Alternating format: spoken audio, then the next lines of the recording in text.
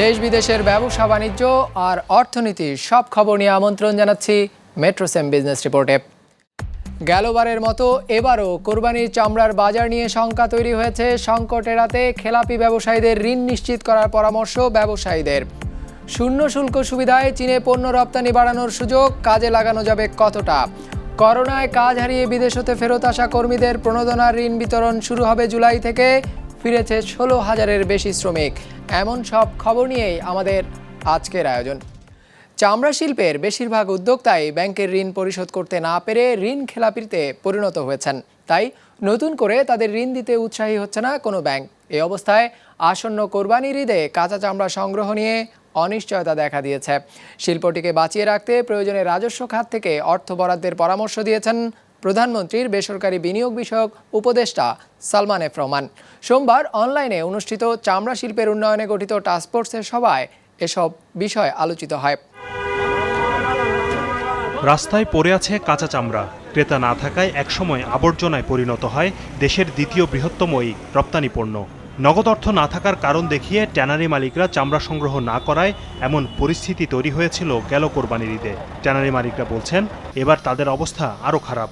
ব্যাংকের খেলাপির তালিকায় উঠেছে তাদের অধিকাংশের নাম। তাই নতুন করে ঋণ মিলছে না ব্যাংক থেকে। এই কুরবানি আমাদের জন্য যে সংকট বয়ে নিয়ে আসবে সেটা সিভিয়ার রকমের। সরকার এখন আমরা জানি যে পরিমাণ সুবিধা দিয়েছে এই রপ্তানিকারকদের জন্য, আমরা এই সুবিধার মধ্যে পেনিট্রেট করতে পারবো না। এখন সরকার বলছে যে ডিসেম্বরের পরে জানুয়ারি থেকে যারা ঋণ খেলাপি আছে তাদেরকে এই সুবিধাগুলো দেওয়া হবে। কিন্তু লেদার সেক্টরের 80% ট্যানারি ঋণ খেলাপি হয়েছে এই জানুয়ারির আগে।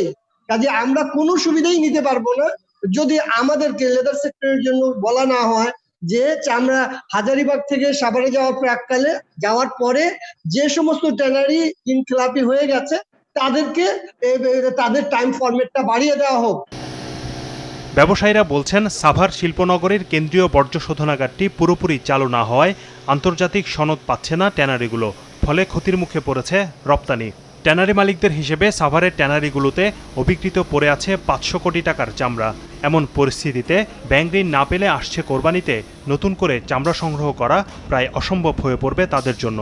আমাদের যে পূর্বের যে লোনটা আছে কুরবানি অ্যাডভান্স যেটা বলে 5 থেকে 600 কোটি টাকা, খুব একটা বেশি নয়, সেটাকে ব্লক করে আমাদেরকে যদি নতুন করে 5 থেকে 600 কোটি টাকা এই কুরবানিতে লোন দেওয়া হয়, সেটা আমার যে স্টক আছে সেটাকে হাইপোথিকেশনে রেখে আমাকে কিন্তু ব্যাংকগুলো আমাকে লোন দিতে পারে।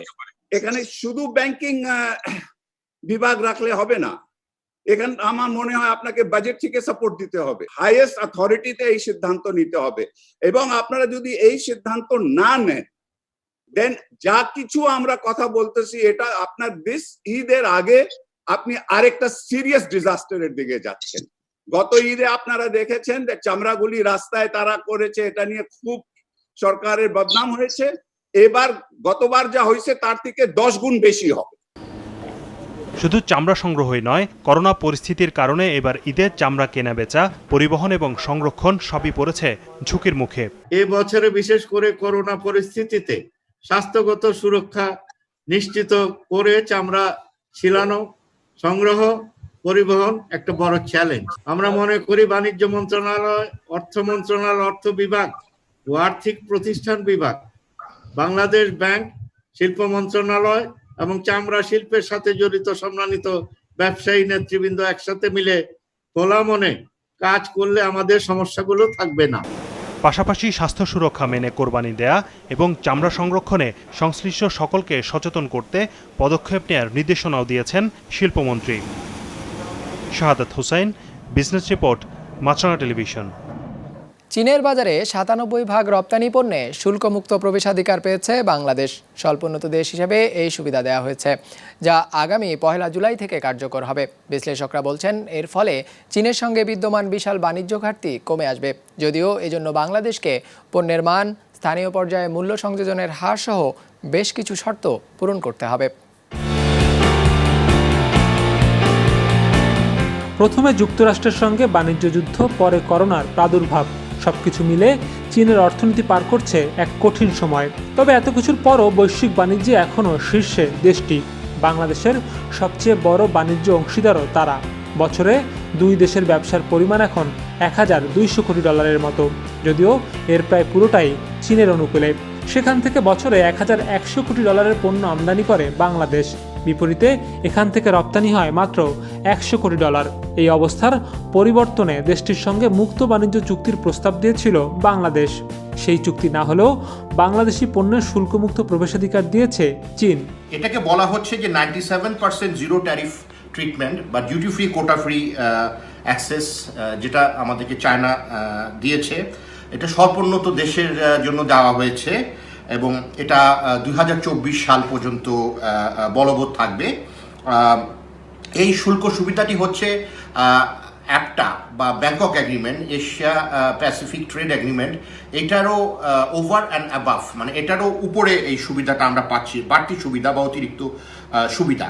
করোনা মহামারী পরবর্তী যে বিশেষ বাণিজ্যিক এবং অর্থনৈতিক মন্দার সময়, যেখানে আমাদের পণ্যের নতুন বাজার খোঁজা অত্যন্ত প্রয়োজন হয়ে পড়েছিল, ঠিক এরকম একটা সময় চীনের এই মহৎ উদ্যোগ আমাদেরকে কিছুটা হলেও স্বস্তির নিঃশ্বাস ফেলার সুযোগ দিবে। হিসেব বলছে এশিয়া প্যাসিফিক ট্রেড এগ্রিমেন্ট বা ব্যাংকক চুক্তির আওতায় বাংলাদেশ এতদিন চীনের বাজারে 3,000-এর মতো পণ্যে শুল্কমুক্ত রপ্তানির সুযোগ পেত। নতুন এই সিদ্ধান্তের ফলে সেই তালিকায় আরও 5,161টি পণ্য যুক্ত হয়েছে। সব মিলে চীনের বাজারে বাংলাদেশের শুল্কমুক্ত পণ্যের সংখ্যা দাঁড়িয়েছে 8,256টি। তবে শর্ত হচ্ছে এসব পণ্যের উৎপাদনে অন্তত 40% কাঁচামাল স্থানীয় পর্যায়ে যোগান দিতে হবে। বাংলাদেশ এটার সুযোগ নিয়ে চীনের বাজারে এখন যে $1 বিলিয়ন কাছাকাছি যে রপ্তানি করে, সেটা আরও বৃদ্ধি করার একটা সুযোগ সৃষ্টি হবে এর ফলে।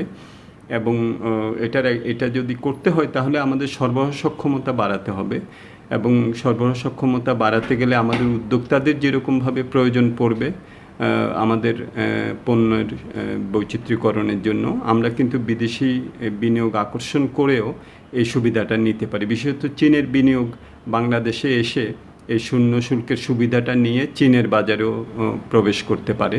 কোয়ালিটির ব্যাপারটাও খুব গুরুত্বপূর্ণ। চায়নাতে আমদানি পণ্যের কোয়ালিটি নিরূপণের জন্য একটি বহু স্তরের নিয়ন্ত্রণ কাঠামো আছে।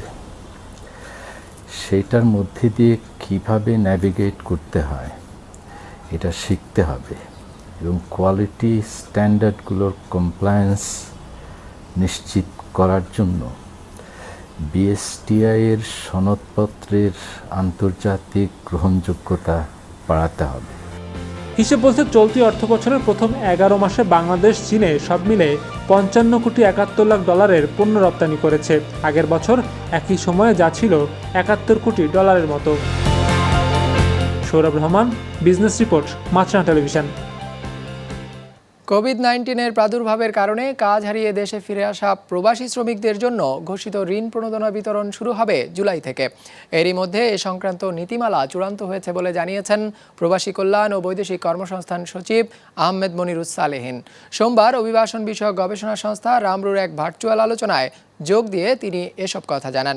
বলা হয়, করোনা ভাইরাসের কারণে এ পর্যন্ত বিশ্বের বিভিন্ন দেশ থেকে 16,700 অভিবাসী কর্মী দেশে ফিরে এসেছেন। এদের মধ্যে 50 জনের সাক্ষাৎকার নিয়ে রামরু জানিয়েছে, ফেরত আসা 78% প্রবাসীকে রাস্তা থেকে আটক করে ফেরত পাঠানো হয়েছে। 10% মানুষ কাজ না থাকায় নিজের ইচ্ছায় দেশে ফিরেছেন। ছুটি নিয়ে এসেছেন 6% কর্মী, বাকি 6%কে চাকুরিদাতারাই টিকিট কেটে ফেরত পাঠিয়েছেন।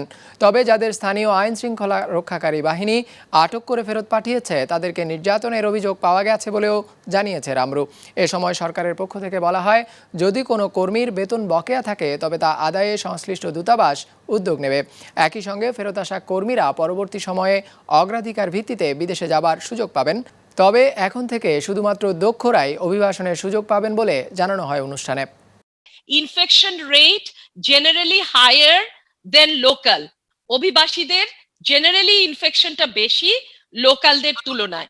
আবার ডেথ রেটও কিন্তু অভিবাসীদের হায়ার অন্য পপুলেশনের তুলনায়। আমেরিকার মতন জায়গায় অভিবাসীদের মৃত্যুর হারই বেশি।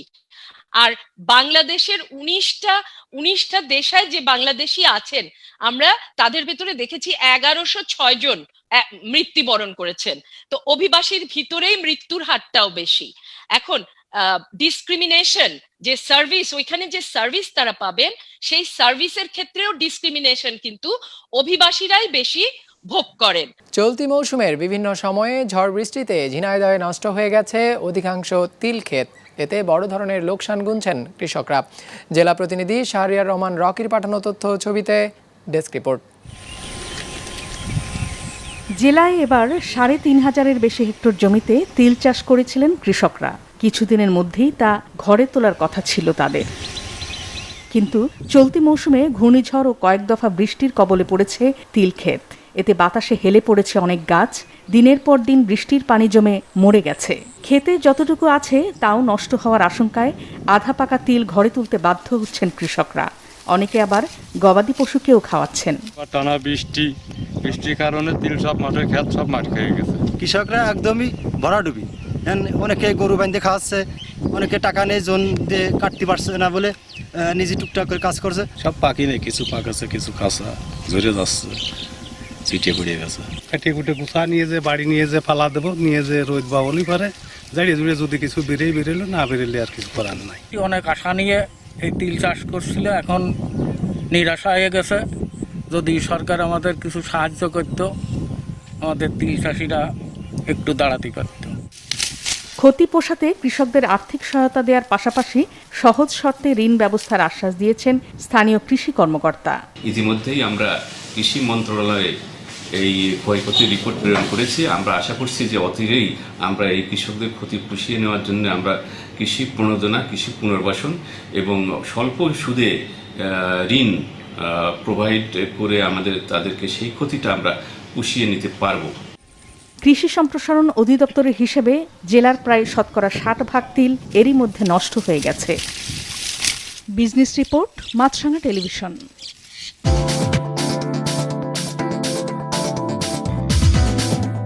বড় ধরনের কোনো পরিবর্তন ছাড়াই দিন শেষ করেছে ঢাকা স্টক এক্সচেঞ্জ। সার্বিক সূচক ডিএসইএক্স 1 পয়েন্টের মতো কমে দাঁড়িয়েছে ৩,৯৬২-তে। মোট লেনদেন হয়েছে 51 কোটি টাকার। হাত বদল হওয়া শেয়ার ও মিউচুয়াল ফান্ডের মধ্যে দর বেড়েছে মাত্র 17টির, কমেছে 15টির, আর অপরিবর্তিত রয়েছে 218টির দর। এবার বাজার নিয়ে বিশ্লেষণ শুনবো এশিয়ান টাইগার ক্যাপিটালের। আজকে বেঞ্চমার্ক ডিএসইএক্স ইন্ডেক্স 0.93 পয়েন্ট কমে ৩,৯৬২ পয়েন্টে ক্লোজ করেছে। ব্লুচিপ ডিএস30 ইন্ডেক্স 0.12 পয়েন্ট কমেছে এবং ডিএসই সরিয়া ইন্ডেক্স 0.14 পয়েন্ট কমেছে। আজকের টার্নওভার ছিল 51 কোটি টাকা, যেটি গতকালের তুলনায় 32% বেশি। আজকে pharmaceuticals, bank, fuel and power, telecommunications এবং মিসেলেনিয়াস সেক্টরগুলোতে সবচেয়ে বেশি টার্নওভার হয়েছে। আজকে জুট সেক্টর 3.80% এবং ফার্মাসিউটিক্যাল সেক্টর 0.12% বেড়েছে। অন্যদিকে telecommunications 0.02%, power sector 0.04%, general insurance sector 0.11% এবং ব্যাংক সেক্টর 0.12% কমেছে। আজকে Reckitt Benckiser, JMI syringe, Acme lab এবং পাওয়ার গ্রিড ইন্ডেক্সের সবচেয়ে বেশি পজিটিভ কন্ট্রিবিউশন করেছে। অন্যদিকে prime bank, Beximco Pharma, Linde Bangladesh এবং ব্যাংক এশিয়া ইন্ডেক্সে সবচেয়ে বেশি নেগেটিভ কন্ট্রিবিউশন করেছে। মানব পাচার ও অর্থ পাচারের অভিযোগে কুয়েতে গ্রেপ্তার বাংলাদেশি সংসদ সদস্য এমপি শহীদ ইসলাম পাপুল 28 কোটি টাকা ঘুষ দিয়েছেন এমন এক ব্যক্তিকে খুঁজছে কুয়েতের তদন্ত দল। এ নিয়ে তার বিরুদ্ধে করা মামলায় 7 জনকে আসামি করা হলো। এবার জানবো বিস্তারিত ডেস্ক রিপোর্টে। মানব পাচার ও অর্থ পাচারের অভিযোগে কুয়েতে গ্রেপ্তার বাংলাদেশি সংসদ সদস্য এমপি শহীদ ইসলাম পাপুল বেশ কয়েকদিন ধরেই আছেন আলোচনায়। প্রতিদিনই খবরের শিরোনাম হচ্ছেন কুয়েত সহ মধ্যপ্রাচ্যের গণমাধ্যমের। সবশেষ খবর হচ্ছে পাপুলের কাছ থেকে 28 কোটি টাকার চেক নেওয়া ব্যক্তিকে খুঁজছে দেশটির গোয়েন্দারা। এ কাজে সংশ্লিষ্ট 2 জনের বিরুদ্ধে গ্রেপ্তারি পরোয়ানাও জারি করেছে কুয়েতের আদালত। বর্তমানে যারা আত্মগোপনে রয়েছেন, আরব টাইমস বলছে তাদের মধ্যে একজন কুয়েতের সরকারি দফতরগুলোতে কর্মীদের চাকরি দেওয়ার চুক্তি বাবদ শহীদের কাছ থেকে প্রায় 28 কোটি টাকার চেক নিয়েছিলেন। আরব টাইমস বলছে তদন্তের অংশ হিসেবে শহীদের প্রতিষ্ঠান থেকে কাগজপত্র ও চুক্তিপত্র জব্দ করার নির্দেশ দিয়েছে কুয়েত সরকার। এই মামলায় বর্তমানে আসামিদের সংখ্যা বেড়ে দাঁড়িয়েছে মোট 7-এ। এর আগে রোববার শহীদ ইসলাম ও তার প্রতিষ্ঠানের ব্যাংক অ্যাকাউন্ট জব্দ করার জন্য দেশটির কেন্দ্রীয় ব্যাংকের কাছে আবেদন করা হয়। পরে শহীদের মালিকানায় থাকা কোম্পানির ব্যাংক হিসাবে থাকা 50 লাখ দিনার বা বাংলাদেশি টাকায় 138 কোটি টাকার ব্যাংক হিসাব জব্দ করা হয়। লক্ষ্মীপুর 2 আসনের এমপি পাপুল প্রথমে নিজের দায় অস্বীকার করলেও গালফ নিউজের প্রতিবেদন বলছে, বাংলাদেশ হতে শ্রমিক নিয়ে যাওয়া এবং তার ব্যবসায়ের সুবিধার্থে স্বরাষ্ট্র মন্ত্রণালয়ের 2 কর্মকর্তাকে মোট 21 লাখ দিনার বা 57 কোটি 54 লাখ টাকা ঘুষ দেওয়ার কথা জানিয়েছেন তদন্তকারীদের। বাংলাদেশ থেকে যাওয়া বেশ কয়েকজন শ্রমিকের সাক্ষ্য অনুযায়ী কুয়েতে আসার বিনিময়ে তারা পাপুলের প্রতিষ্ঠানকে 8 লক্ষ টাকা করে দিয়েছেন, কিন্তু প্রতিশ্রুত বেতন তাদের দেয়া হয়নি, বরং প্রতি মাসে তাদের কাছ থেকে জনপ্রতি 8 দিনার করে আদায় করা হতো। এর সাথে প্রতি বছর ভিসা নবায়নের জন্য অর্থ তো রয়েছেই। সব মিলিয়ে কুয়েতের ব্যবসার মাধ্যমে তিনি প্রতি বছর 2 মিলিয়ন দিনার বা 55 কোটি টাকা আয় করত বলে তদন্তে উঠে এসেছে। মানব পাচার ও অর্থ পাচারের অভিযোগে 6 জুন গ্রেপ্তার করে কাজী শহীদুল ইসলাম পাপুলকে। এদিকে দুর্নীতি দমন কমিশনও শহীদুলের অর্থ সম্পদের ব্যাপারে খোঁজখবর নেওয়া শুরু করেছে, ব্যাংকগুলোকে চিঠি দিয়েছে এবং তার পরিবারের সদস্যদের দেশ ত্যাগের বিষয়ে নিষেধাজ্ঞা জারি করেছে। মুস্তফা তাহান, বিজনেস রিপোর্ট, মাছরাঙ্গা টেলিভিশন। দর্শক, আমাদের যে কোনো পর্ব নিজেদের সুবিধাজনক সময়ে দেখতে সাবস্ক্রাইব করুন বিজনেস রিপোর্টের অফিসিয়াল ইউটিউব চ্যানেল। ফেসবুক পেজে লাইক দিয়ে আপডেট থাকুন ব্যবসা বাণিজ্যের আলোচিত সব ঘটনা সম্পর্কে, আর আপনাদের মতামত জানান ইনবক্সে। আজ এটুকুই, বিদায় নিচ্ছি, ভালো থাকবেন।